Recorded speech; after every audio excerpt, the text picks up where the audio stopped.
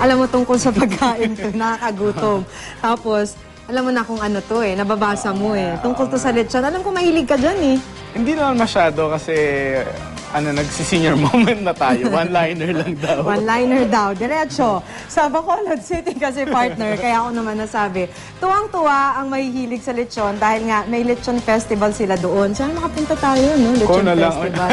Ayan na. 31 barangay ng lungsod ang nakisaya sa ika-7 taon ng festival. Oh, may damit pa. Natutuwa kaya yung mga baboy. Naka-costume. Matapos silang lechon, ipaparada lang ganun. Oh, pero maganda namang tignan. Kasi sa festival, sa lechon festival, dinamitan nila yung ilang lechon na isinali sa parada. Sabi ng mga taga ron, ginagawa raw nila yon para ipakita ang pagpapahalaga sa mga baboy.